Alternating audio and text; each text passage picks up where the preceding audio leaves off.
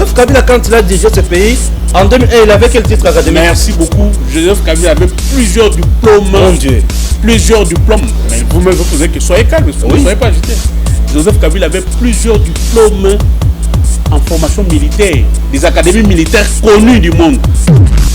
8 millions de dollars par année que Joseph Kabila touche sous forme de pension. Monsieur Joseph Kabila, moi je vais vous donner un conseil. Le Congo là ne vous appartient pas à vous seul. Ne soyez pas égoïste.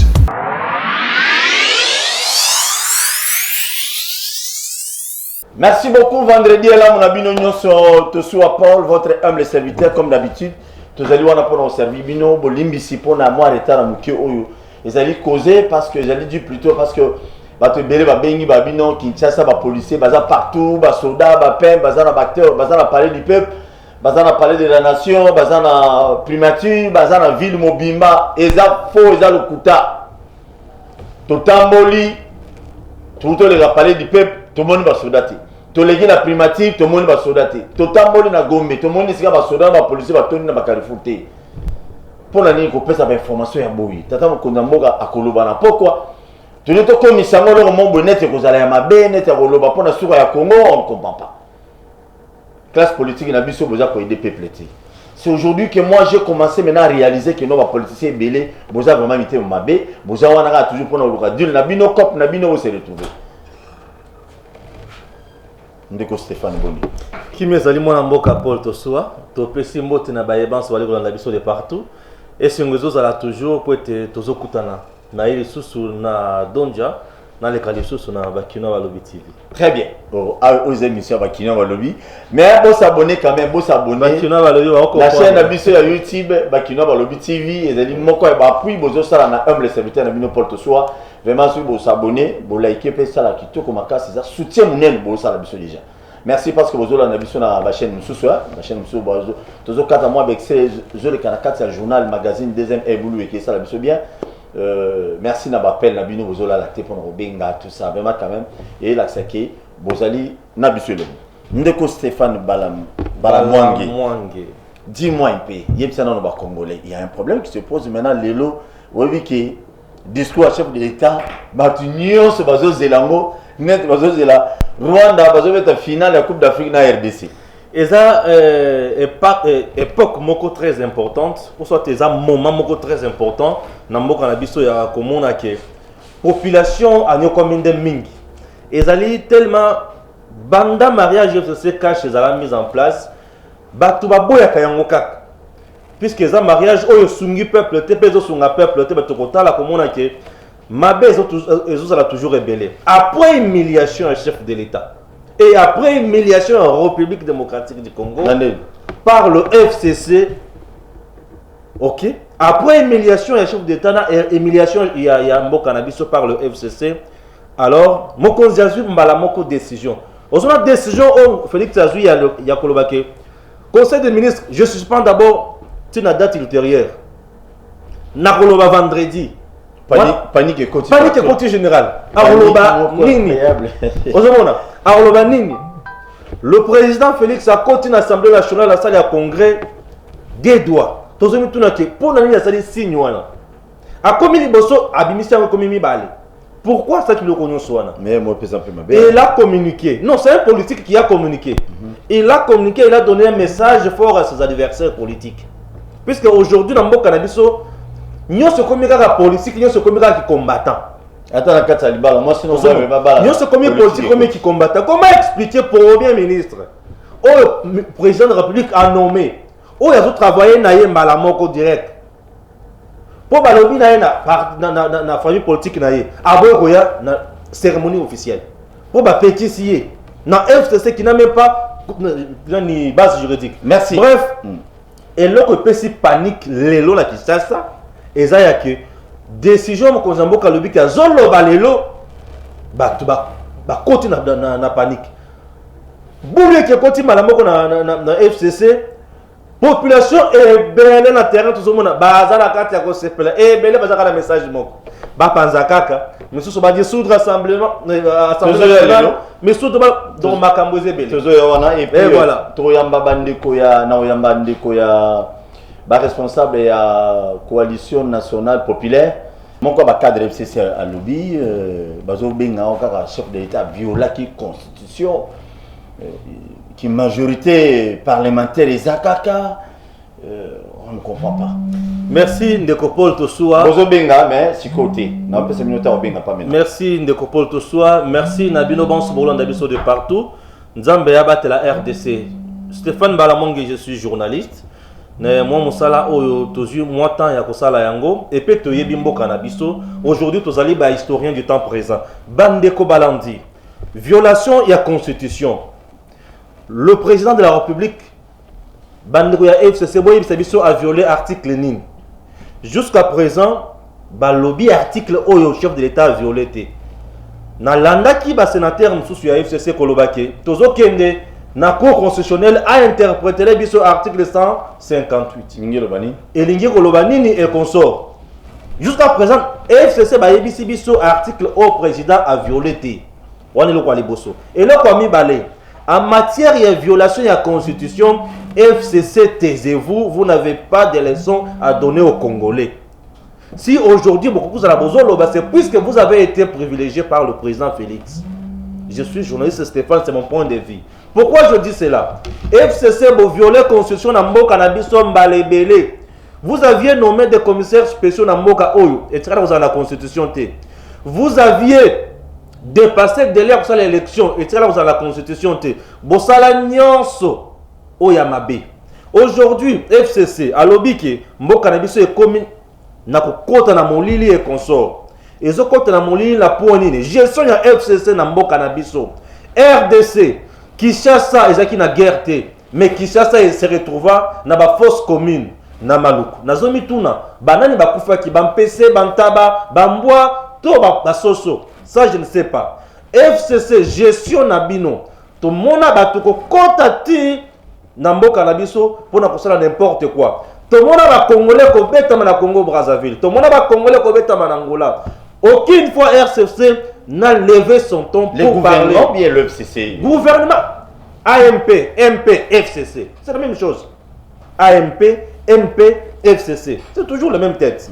FCC n'a jamais dit quelque chose. Et FCC n'a jamais fait quelque chose. Aujourd'hui, FCC nous donne les leçons. Il n'y a que communauté internationale, peuple congolais, Botala Makambo Félix Salali Kosala. Non, FCC, bon se moquer na peuple congolais.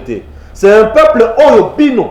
Bozaba riche lelo, peuple oazana kalipa, peuple oazana kamayi, peuple oazana sécurité, peuple oazana la police. Ceux qui m'ont toqué na retraite, bah vous foutez 20 000 francs, 30 000 francs. Mais lelo Joseph Kabila zana retraite, bah vous foutez 670 000 $. FCC, s'il vous plaît. Alors, sénateur en vie, n'oublie pas. Total Makamboana. FCC n'a pas de leçons à donner aux Congolais. Peuple FCC Zolobaza, peuple Owapi n'a évité. FCC avait dit non à l'ingérence, mais oui au conseil. Kabila n'a parlement. Aujourd'hui, c'est rappelé Malobanayo, n'a fini l'angate. Mais aujourd'hui, FCC demande à la communauté internationale de venir s'ingérer dans les affaires internes. Yamok. Okay. FCC a perdu de pédale. Pour chuter. Ilunkamba, Premier ministre, étiquette qui n'a jamais fait quelque chose, qui reste incompétent et qui doit démissionner. Mabunda, présidente kamikaze au niveau de l'Assemblée nationale, qui ne comprend absolument rien. Amibé n'a la deuxième personnalité à Mboka. Oui, madame, mais dans l'inconscience. Tambo Mwamba, ancien rebelle, na côté Azalaki Wana, après avoir bombardé avion et consort. Aujourd'hui, Batunion sont la leçon à Mboka na poignet. Puisque gestion na bango catastrophique. Comment expliquer? Sur le plan juridique, Paul Tosua, il n'y a pas de débat. Je dis bien sur le plan juridique, il n'y a pas de débat. Mais le débat ici est sur le plan politique. Si notre pays aujourd'hui est fragilisé par les gens qui l'ont détruit hier, c'est puisque la zone monake, babungisi ya mutuya. Rappelez-vous na audio ya Mende. Mende vous dit, boke bana ba juge bozo nga bo s'attaquer na bango wana te. Pour baza audience ya nani ya Joseph Kabila. Au bout le Kilomba, savez-vous comment Batouana va valider, va révalider les députés nationaux? Et ce sont des juges au bazar reproché dans Makambo Ebele. Alors, Bitumba le sur le plan politique, c'est que Cour constitutionnelle, carte ya Kabila, c'est qui nini. Na 2023, Kabila va postuler La CENI fait ce qu'on appelle la liste provisoire. Alors, une fois arrivé à la Cour constitutionnelle, c'est la Cour constitutionnelle qui donne la liste définitive des candidats. Tant que ceux qui interpréter loi. Et ceux qui Cour constitutionnelle interpréter loi. Population qui mananzera à cause la nini et roleka. Et du fait que Bamoni qui porte wana Félix Akangi en point liwa nyoso yango wana. Liwa nyoso yango wana. Qui nous disent réellement aujourd'hui quel article a été violé. Il y a constitution exacté. Exacté article. Balo balabiso article oyo Félix a violé na mboka oyo. Exacté. Vous voulez nous dire que tous les juges, les membres de la Cour constitutionnelle, bazaba bête, bazaba tomaï, batani droit pour nous faire bangwana. Et de deux, tous les membres de la Cour constitutionnelle, est-ce que Félix Moutodomaki bango? Kuna bato kabila nomaki baza. Bato ba autant l'Assemblée nationale, baza. Bato autant la Sénat, baza. Bato autant la Conseil supérieur de la magistrature, baza. Les conseils supérieurs de la magistrature a-t-il dit que Félix a violé la loi? Non. Le procureur général pour la Cour constitutionnelle a-t-il dit que le président a violé la loi? Non. Cour constitutionnelle, Nani a lobby qui a violé la loi. Jusqu'à présent, le meilleur juriste, Bato a dit que violation de la loi est à la FCC. Jusqu'à présent, Natangi va scientifique. Ils ont un avocat, ils ont un juriste, ils ont un FCC. FCC a un juriste. FCC a un juriste. Léopold, FCC a un juriste. FCC a un professeur. FCC a un doyen. Mais en quoi? À mal. Ce sont les intellectuels du système. Au FCC, c'est Kabila ou rien. Tout ce qui va à l'encontre de Kabila, c'est vous êtes sûr, s'il vous plaît Stéphane, est-ce que Makamunyo soit toi ou Mokili Akizaka FCC, vous croyez vraiment Isaka Joseph Kabila ou bien les dirigeants à CFCC, ce sont eux que les bazou boutiquiers Makamunyo soit, pourquoi citer toujours Kabila? Les choses c'est à deux niveaux au niveau du FCC. Oui. Je dis bien les choses c'est à deux niveaux. Il y a les Bosso. Niveau les Bosso à niveau de Joseph Kabila, niveau à Bibalé à niveau de FCC et Moko. FCC est pris en otage par plus ou moins 7 ou 10 ou 12 dinosaures. Ba pilier wana nyonso ndem toaza wana nakata ko imposer loi na bango. Ça c'est de 1. De 2, Joseph Kabila n'est pas innocent dans tout ce qui se passe au niveau du FCC. Puisqu'il en est l'autorité morale. Mais ayebi makamou sozo le kanakuna et ceux qui va blocage les autres là, yi ayebi mais attention. Mutu bazolo ki la liwa place aux Kabila bato bazo ebate. Bato nyonso wana bako wanga na ye. Je te dis, ce sont des voleurs qui vont les fuir. Bato ba vanda na Mobutu lelo ba kimaye. Mais on sou bazo permet na président Félix. Ba nan permet na Kabila nan. Bato vandi ce Kabila na sont des Mobutistes. Bato vandi ça na Kabila. Le système on vient président Félix. Donc bato mayele na Congo bazati il faut se référer à bato vraiment bazanga na Mobutu. Mobutu a fui ce pays ba ke kunda kuna vola citoyen simple na Maroc. Mobutu a fui le pays. Yebela na na bato wana na bato Mobutu wana batika wana. Le problème ici, et ça problème il y a mentalité ya bato. Na lo lengi bato bazali ko sala musala. Mutoko za sali musala na Kabila, asali musala na Mobutu, asali musala na Félix. Mais ceux qui ont une idée, vision malin pour na mboka te a kozala mutu mabe. Ce que nous condamnons aujourd'hui, c'est le mauvais système. La personne de Joseph Kabila, est-ce que c'est dans un problème naïe? Ce qui va bien, na Joseph Kabila, Torolia na y ensemble. Batie pena yo Fufuna Kabila, Torolia biso lokola ba Congolais, Torolia. Mais ce qui va le système ya Kabila langa ina ko boya yango. Oui, lelo oyo, je suis parmi les gens. Je suis parmi les Congolais. Natikala critiquer Joseph Kabila tena le Joseph Kabila à étranger. Mais nous critiquons le système Kabila. Non, vas-y. Maman nationalité. Il y avait beaucoup de gens ici. Que ce soit de l'UDPS, Bofinga Kabila, Rwandais. Donc tout le monde a combien de nationalités? Burundais, Rwandais, Tanzaniens, Américains. Je suis parmi les gens dans le bâti. Parce que les gens qui discutent à l'UDPS, Joseph Kabila Ndekonabiso. Yo pe auto bimisa. Donc ça n'a déjà ngana bimisi bongote. Te obi ande konanga congolais. Azam mutu lokola ngai soki ba chef olobiya. Makamwa nationalité na yebi yangote puisque na nationalité na yebi yangote. Merci na. Wana il faut totine totuna avec mukuna totuna na mutu nyo oyo sangwa yambaka. Na ebité. Ozo yeba yesu tene nini. Te ngana ebité. Ngana zolo banga non, on même pas discours sur de ça rapidement à la télévision. Les mal les qui TV ont comme belé ba wenze donc il y a tout le monde au bazo y a n'importe qui parle comment maîtriser bah qu'ils assument il y a le coup à la télévision vraiment ce côté nationalité Kabila lelo na komi pesa na mo raison na bino heureusement ne to soit na memana mon pépé on était il y a taxer Joseph Kabila au étranger au boyboité parce que nous on n'est pas là pour ça donc nous sommes en train de désolé son mauvais système de gestion. Très bien.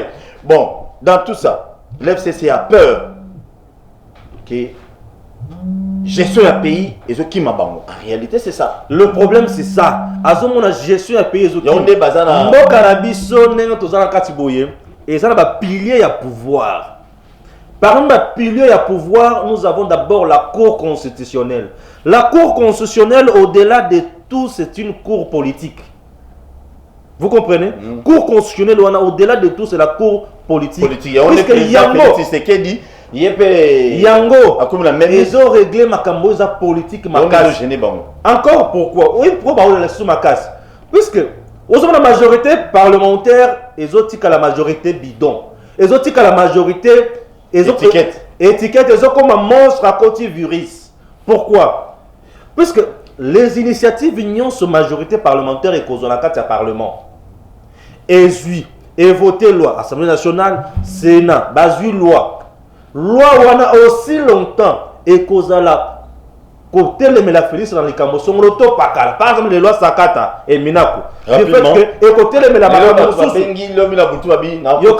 et côté les mélaphélis et loi on a tant que mata. Avant mon konzamboka promulguer loi wana. Et c'est une cour constitutionnelle à Talayango, est-ce que cette loi est conforme à la Constitution? Et tant que la loi est conforme à la Constitution, Agnati.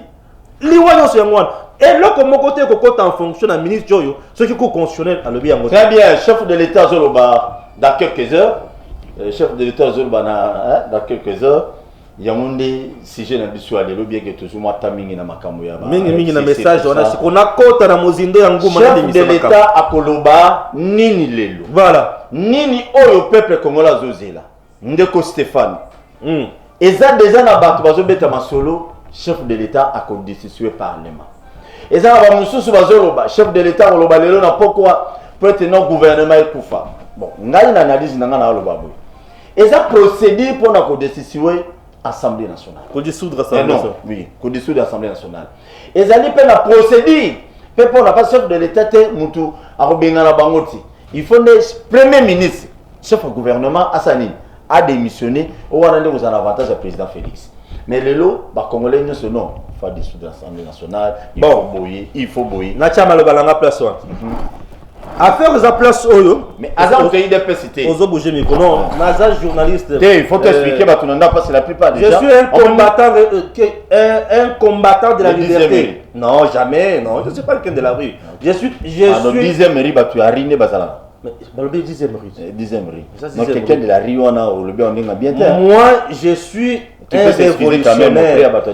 Non, na fingi bangote. Non, je ne suis pas quelqu'un de la rue. Ceux qui me laissent ça m'abe qui m'excusent. Je les aime bien. Non, non, bali misanga ceux qui me bien en ndenge mabe. Na lebi en ndenge mabe te yonde mutu obetinga ba mo bater na biloko ebele bele. Na lebi na ngona sens wana te. Les combattants de l'UDPS à s'excuser. Non, Jeko c'est mon frère, je l'aime bien. J'aime la rigueur et la vigueur de Jeko. Jeko fait la prison dans ce pays sous Kabila. Jeko a été torturé ici dans Ndolo comme Mouyibi. Mais qui n'a pas volé. Non, je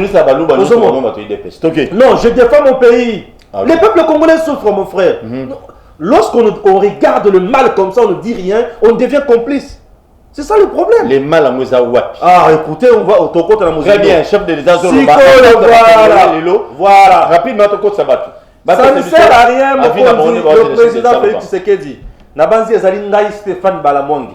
J'ai toujours dit que je soutiens mon pays et je soutiens le président de la République puisque le représente les intérêts de mon pays. Personne d'autre ne viendra parler de mon pays à ma place. Moi, je dois parler de mon pays. Monsieur le président de la République, Félix Tshisekedi, chef de l'État. Chef de l'État. Ça ne sert à rien, il y a pour dissoudre l'Assemblée nationale au Parlement. Bomba Bango. Et c'est dit que ça la ligne. Qu'attendait coalition FCC cash. Tant que ta coalition FCC cash, au conseil de la Sikoyonin, au nommé informateur. Et l'informateur, à son tour, sera là pour identifier la majorité. La nouvelle majorité proviendra d'où elle est là. Pourquoi je dis qu'elle est là? Je vous donne des exemples. Dans la jour, il y a cérémonie, il y a prestation, il y a serment. Il y a eu une affaire, il y a plus de 166 166 députés au na Katia Salia Congrès. Le mercredi. C'est supposé que Batunyo Souana bazo leur confiance. Bref, vous avez AFDCA de l'honorable sénateur Bahati Lukwebo. Il y a une partie de l'AFDCA Oyo Balia Nanko et pas Nenen Koul. Atikala kozala kolo AFDCA tena batunda yenyo Souana. Très bien. Oyo Cour constitutionnelle ya kala ya Muyibi wana. Et Kataka Likamwana te c'est un problème de conflit. Il y a leadership. Or, on a 4 AFDCA, il n'y avait pas conflit de leadership. Bref, Cour constitutionnelle, c'est la AFDCA, Batunaye. AFDCA, ensemble, la Yemobimba. Aye Pembeni, IDPS, INC, et allié. Batumusso sur les frustrés, la 4 FCC. Oh, mais ça, il y a pour servir peuple, Bali, Bakobima. Il suffit d'identifier les jeux politiques, Bakobima. Ça là, ça va d'abord, vous aider à accomplir, à matérialiser la vision de le peuple d'abord. Et le Congo va gagner. Mais, ceux qui ont Katili Balala Kabila, oh Kabila Boy, Kabila Boy. Les Congolais sont les citoyens du monde. Les organisations internationales partout vont protéger la RDC. Je vous rappelle, monsieur le président, en 2006, l'ère de Bitumba entre Basoda et Kabila et Bemba, Basoda et Congo et Bazalaki. Mais dans ce pays, on avait une force étrangère, les militaires français. Vous voyez bien, Batouana Bazalaki, voilà. Une force là était là et avait combattu aux côtés de Joseph Kabila. Aujourd'hui, nous sommes entre la vie et la mort. Si vous acceptez de continuer avec FCC Cash, c'est supposé que vous avez signé votre chèque et vous serez oublié totalement par le peuple congolais. Et c'est une façon de cracher sur la liste de votre père et mentor, Etienne Tshisekedi Wamulumba. Et ça, c'est de deux. Ça, c'est de un. De deux, Batobazolo Baké, quand on a crise, le pays va sombrir. Lukuta! Donc, quand la crise, mon côté, le pays va sombrir. On va l'arrêter. Le seul et l'unique président de ce pays, c'est Félix. Au Salim, au boulot, on va t'arrêter. Toi, tu penses, après avoir amassé tout ce que Joseph Kabila a aujourd'hui, il peut oser créer des conflits aujourd'hui? Non! Kabila ne sera pas à mesure de créer mon boulot dans Mboko et l'autre. Il a tout gagné dans ce pays. Depuis jeunesse, n'a-t-il l'eau. Moi, je connais l'endroit. Moi, étant journaliste, c'est un paradis. Il y a tout. Makadam, courant, propriété, c'est privé, mon frère. Voilà. Et ce monsieur-là n'acceptera jamais abandonner Bilokouzakun. Plus de 19 rhinocéros blancs. Les lions sont là, plus de 6 ou 7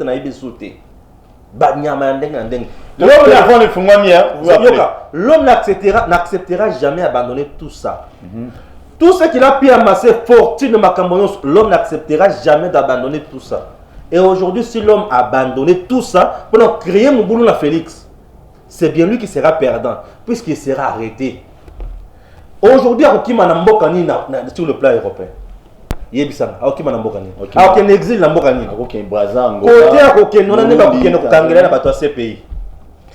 savez qu'il y a un rapport dans ce pays qu'on appelle le rapport Mapping. Dans ce rapport Mapping qui n'a jamais été appliqué 10 ans passés, ça fait déjà 10 ans. Vous savez quoi? L'homme a été cité nommément dans ces rapports. Et du fait qu'il est cité plus nommément dans ces rapports, raison pour laquelle le rapport on est très là, vous allez appliquer.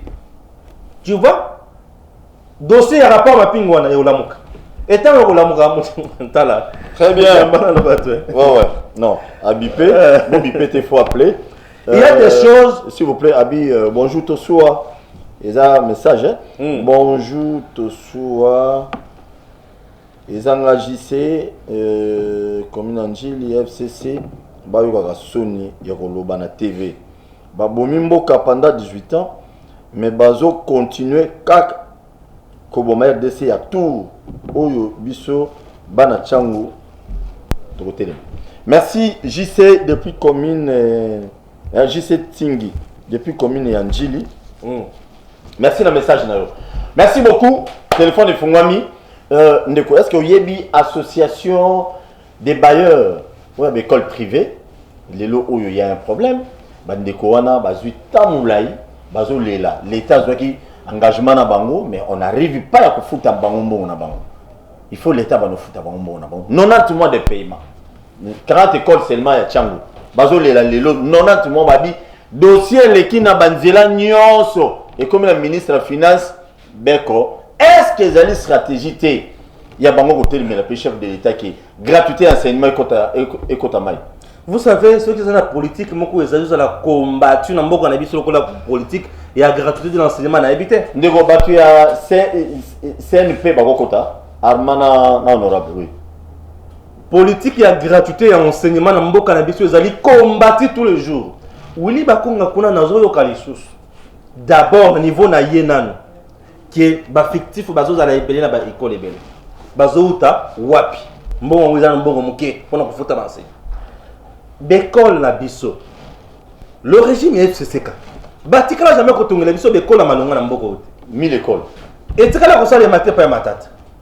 Ye loko sala mizaka université na ya Kindwa et pas na bango. Ndelo ka mutu esali. À part ça, ces gens-là bazo réclamer mbongo na bango, c'est tout à fait normal. Et le ministre de la Finance, il est cité dans beaucoup de dossiers. Tout ça dans dossier mutu sur ba policier na ba soldat. Oh yé azoko ko futa mbongo na bango. Kakaye. Lelo na makambo ya l'école. Kakaye, ça dérange. Or, la politique et la gratuité d'enseignement mise en place par le président Félix, ce qui est échoué, et qu'on pèse mingi sur yé. Et qu'on pèse mingi sur yé. Dans notre pays, nous avons les écoles officielles, nous avons les écoles privées, les écoles publiques conventionnées, qui sont toutes nyosoana. Ba catégorie nyosoana, et nous allons na mutuya na yango. Ceux qui moi dans une école privée, à une école officielle, une école publique, c'est toujours comme ça. Mais ceux qui battent à la respecter, battent à la mina, droit na bangote, et vous allez passer mine na mboka na biso pour na mboka et kende boso koleka. Très bien. Discours à chef de l'État, s'il vous plaît, vous regardez ma kélé là, hein, bateau nous sommes ça bien pour na ma batu tout. Discours à chef de l'État. C'est sûr et certain. Bien qu'on puisse la solution, mais il faut oser là. On a vrai qui bouille ça, on tout à oser la ligne. Nazo c'est le discours à chef de l'État. N'amabo ofungam. Et puis vous osez là, bon moi ma mobile vous osez là, abeti ma mususu. Vous avez. Ndé loko shikona robo ya makasi. Le discours le ça makamote au nom de la paix, to sangana, to salabri. Non, non. Les gens avec qui le président travaille, basé na mauvaise foi. Bazana Kimiate. Là-bas, c'est Kabila ou rien. Comment est-ce que vous travaillez avec des gens qui privilégient plus l'individu et non le peuple congolais? Mais ça se dérange. C'est déplorable. C'est déplorable. Dans tout le l'émission, il y a un article où Félix a violé dans Makambo et Sali. Et oui, ça n'a pas tout président nommé Wana. Batunyo sont a nommé Bangona Kota Naye. Mingi Baba Batagan Kasai. Banani baza to grand Kasai. Bien on est non, ndina yoki. Ndenge bande ko. La dame azaki ya côté à Kindu. Mususu azia Mbujima, mususu ya côté à Katanga, siko ya grand Kasai wapi. Et bon elle Botswana. Ouais, Botswana so de sangi signon so donc grand Kasai ne va diminuer, ne va dominer. Mon cher, nakosa le triangle place oyo. Ya ba Katanga mana ko tegije mboka na biso. Na c'est le triangle ba mais quand rapidement. Na c'est le triangle. OK, to bana na présidence. To na présidence zaki na nai. Joseph Kabila Kabange yeko tutolo batay katanga tete parce que azaki président ya ba congolais nyonso. Aria bazaki ministre ya finance azaki mtabandulu. Azaki nani? Mtabandulu. Tikala yo. Tikala yo. Tikala yo. Kale bazaki wa. Kale bazaki. Les bras droits oya Kabila banda okangisa bato banda okanga bato na azaki. Azaki mutu ya. Wana vient na yo apesa. Ya grand quartier. Wana mutu na yo Kale va mutu ya quartier. Mais yo va nous expliquer ngana hebi. Yo va nous mboka. N'expliquer nai Kale va yo ko lobate basa va vient na yo. Merci. Ah malheureusement le lobby lelo va vient na lobby. Le bano va Félix va vient na donc ba congolais nyonso va vient na ngai. Wana yo mutu lobby. Na le balo ko suka. Il aura suka. Demanda le balo ko suka. Yo ko to le balo suka te pour mutu na suka ezala avant na libérer. Tous les cas. Na le balo ko suka. Aujourd'hui mboka na biso ezozala la passe mingi bandeko. Ceux qui ont tiré attention dans ma Cambouana Toko Soukamabe. Tout ce que le FCC est en train de faire, ils allaient pour empêcher le président de la République à réussir, et le Kwaliboso, et le Kwami Balé, ko baby sa image naï, et le Kwami Satu, ko bloquer Mboka Nabiso. Or, ce pays, Mboka, ils ont peuple. Or, ce grand pays, FCC na gestion na toutes les entreprises publiques par terre. Na bandi d'entreprise à Liboso, na port au international ya Matadi. Kabila sali port na pembeni wana. Bazo pesa na formation à la source. Babato no chamina zo kita na MGT ya Kabila. Et pas ya l'état, et pas ya peuple congolais kuna port public ya peuple congolais par terre. Ba service na port ya Joseph Kabila kuna bakota kate. Kuna marchandise ekota kati na butu ekoti sakanini minduki na tuni. Merci. Na seli sana mo sikala sisa makamutui. Bino ba ni peuple bozaka boy. Et le balanso bino. Na seli ekoti sakanini. Ekoti sakanini minduki to ekoti sakanini. Ça c'est de 1. Nazongi na Kinshasa on a trai kufa. Ba pesa ngo kobanga na benga on a trai na ninga bakoko na biso. Ba pesa basala nini? Basala loko mususu pembeni wana. Merci beaucoup Ndeko. Tolungwe wana. Na bloqué appel entreprise on a ko ça Thomson tout ba regamane et consort et kenda wapi ezali ba komisango ba kota en faillite et pour égal les hommes pour la maramonyo soana ya nani zela yo peut-être égal les hommes ko soana na le bela makambo pe yo pesa légal na le titre d'exonération nyonso kaka na bango na mboko chinois comment on taper perdre à taille beaucoup Chinois, yo mona chinois. Yo mona chinois na charme de mais sur une nationalité, il y a problème. Seigneur Jésus. Merci beaucoup Ndekolanga Stéphane. Nazo ya bandeko na minute etikali bandeko wa CNP. Eza CNP PT ya musée pour wana de limois porté disparu. Mais eza CNP asi. Na retourne tout moko. Oui, vas-y. Vous allez. Dans sa Minembo quand même babi qui me contrôle sans problème, il y a problème. Terminé, il faut pas qu'on ait un robéo. Nazo yate, il faut pas qu'on ait le lot ngam na yambi. Jesse et Fulu, na pesi mbote depuis mon fula. Vous avez belé bozola na biso. Ça mbaza na biso, tout le monde doit aimer le Congo, mais olingi Congo na peuple congolais. Ce qui bino ya batu FCC, bino batu akash na olembo lo baté. Bino bozo biso tous à bozo biso en otage te bino bozo ba millions ba milliards bino bo petit peuple rien na Kinshasa kimeza les circulation za normal na ba konyonso la police ya nzela te FARDC za nzela te ne ba kosi rien Kinshasa kimia kitoko na yoka ki basala ki pesa ki mot d'ordre ki bato basala ce que 3 jours ya jour férié banane ba pesa ki bato na autre gaza bato te tuna ya tuna et on peut ça maintenant tuna ya ngana pour ça répondre. Bienvenue Lyotan Joli. Azarias Ruberwa, les deux devant toi. Babi pendant moi premier ministre au Ponanen. Na bangono suivi baliza na mtu mokote. Ruberwa d'abord yekutu na zone de mamakamona était puisque bato au commissaire ya ba réfugié na ba pisinga susu ba identité biloko ndenga yelaka. Na ndenga salila makamonyo so wana ekomi bulu yeke na mboka na biso. Merci beaucoup. Te yenza mbali sai. Eloko suko ya suka. Bienvenue azama yel. Mais mabe na ye et la maladie. Il y a la FCC. Il y a la sur mesure. FCC. Donc en quelque sorte lobby. À la sur mesure mais kangi. Tout le monde va blanc on sur la famille politique union sur nabi la personne. Toujours Lyota toujours Ruberwa nana vos premier ministre. Tout le monde va blanc politique. Tout le monde blanc politique. Tout chef na Lyota bien venu à Télémi. Azara sur Ruberwa Télémi. Nana vos premier ministre mboko. D'après eux. En tout cas na roteka mboka na ngaité. Moto face à la première ministre na bangono soana azate po bangono so bazaba to mabe baza pembeni ya Kabila bato baza na bato moto na pembeni ya Kabila mabete non bangono so ba kozalate ya aussi mate merci bienvenue azoki na moi 30% mais Robert Rwandais 0 na bienvenue Lyotan.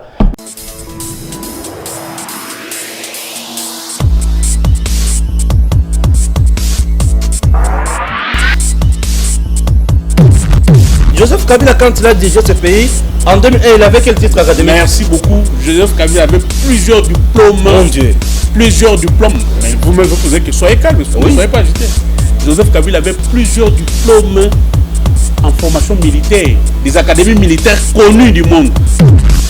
8 millions de dollars par année que Joseph Kabila touche sous forme de pension.